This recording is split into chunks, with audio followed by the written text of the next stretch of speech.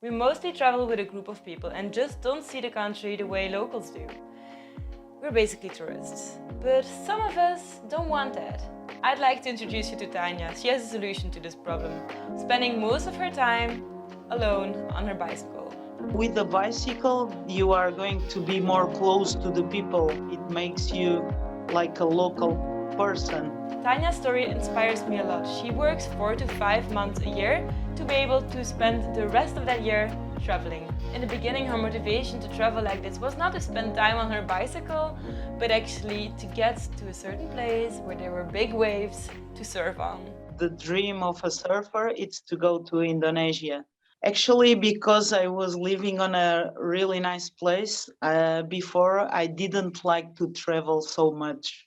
But because everyone here does bodyboard or surf, I started to go to Indonesia and the Philippines and after Australia. That's why I start to travel, to go surf.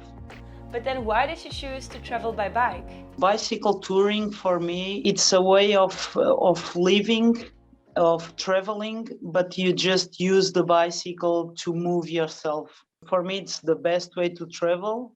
But bicycle touring for me, it's more than just go with the bicycle. It's my way of living 8 months in a year. So basically, bicycle touring is her way of living. But why does she choose to travel alone? Actually, each time I was going alone, it was like an adventure. So it was a pleasure to go alone because I was watching things, different things, speaking with many different people. Because when you are traveling with friends, you just want to surf and talk with each other, and you are not actually talking with the local people. Okay, but traveling alone as a woman on a bicycle can be tricky at times, no? What do people generally think about this or tell her about this? And what do you think about this? Write it to me in the comments below. They think it's dangerous. Many people, they think it's very dangerous to go, for example, to Africa alone as a woman. But actually, we don't know the countries and we just know what they tell us about the countries. And what I figure out with all of these travels is that the countries are not what they tell us. For example, they tell us all the time that Iran it's very, very dangerous, but it's the country with the more hospitality in the world, for sure, I can assure you. So if you go, you can travel in Iran, even as a woman, without money, because no one is going to let you sleep outside, or everyone is going to give you food to eat. So many people, they tell me, don't go, it's very dangerous. But actually, I go anyway, so. On this channel, we already talked about bicycle traveling, but until now, only men talked about solo bicycle touring. Are travelers being treated differently due to their gender? I think that because I travel as a woman, I'm more safe than a man. I feel very protected by the local people because they are all the time saying, "Oh, but a woman here alone," and they try to protect me more than if it was a man traveling. So I think the fact that I'm a woman traveling alone, it's all the time more positive than negative. And I never had a problem.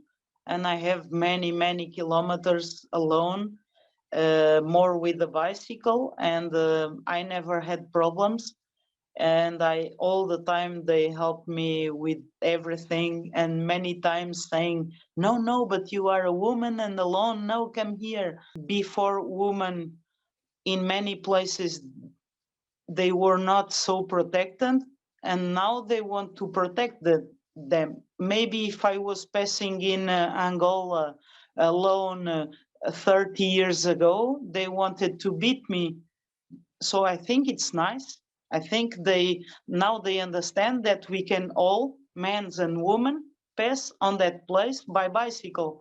So I think it's a good point and it's a positive point. They respect us. Okay, that's a very interesting take on my question. It's good to hear that it evolves in this direction.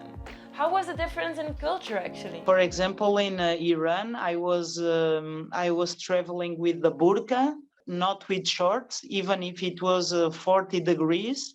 And I had in the desert in Iran 52 degrees. But the rules there, you cannot wear a short. But this is not a question of man or woman, it's a question of respect. In Portugal, we are not naked all on the beach. There is specific places to go naked, but we have to follow the rules. It's like that. But they were really, many times they were, oh, here inside you can take out, no problem for us. So they were really, really nice, and they understand us more than we understand them. But on the streets you have to wear, and that's the rules for everyone. So if you go there, you have to follow. Can you actually tell us a story about a situation which warmed your heart while traveling? 2020, I was traveling from Angola to Cape Town. Actually, in Namibia, they really separate white people and black people. White people, not foreigners, not us, but white people from Namibia, they are not welcome on the north. And actually, I was passing there, and it's just close to Etosha. You have many lions, elephants, everything. So they told me, try to never wild camp. And I was going to try to find a place to camp. And actually, I found three kids. And the one, he was able to speak in English. And I was like, oh, do you have parents? Can you ask your parents if I can put my tent just close to your house? And the father said to the kid, and the kid translates to me, yeah, of course, you can put here the tent and you can stay as long as you want. And there was a small shelter with some stuffs, and they took all the stuffs out and they said, no, you put your tent on the shelter because at night it's raining a lot all the time. Really nice people, really, really nice, but really poor. The north of Namibia, it's a really poor place. They had nothing, not even a toilet, just a fenced place where they was just having shower with the bucket. They made dinner for me. And I said, no, it's very nice, but keep the food for you. It's very nice.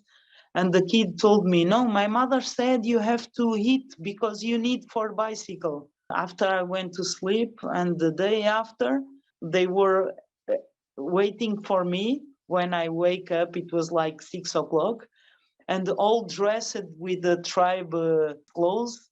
And they were really, really beautiful. And I was like, amazing. They have nothing, and they are giving me more than they have actually. They feel that they have to do that for you. They don't have.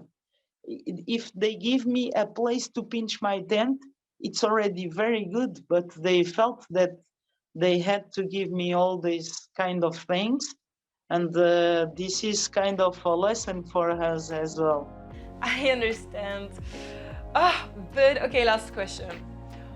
What would you actually say to someone who really wants to go but feels like there's something holding them back? Don't think too much and just go, because if you try, you are going to like it or not, but I think you are going to like it.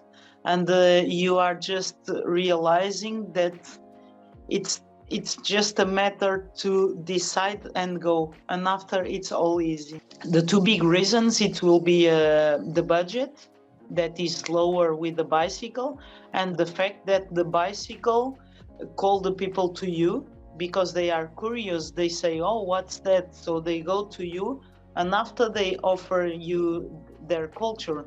So if you don't think too much, you just go, and you realize that when you just go, you find just positive points. Okay, I'm feeling very inspired now. Thank you so much also for watching this video. If you have any questions to me or to Tania, please write them in the comments below. We will be able to answer them over there. If you want to support my channel, you can leave a thumbs up or subscribe to my channel. Yeah. That's my alarm. I gotta go. Take care, and I'll see you in the next one.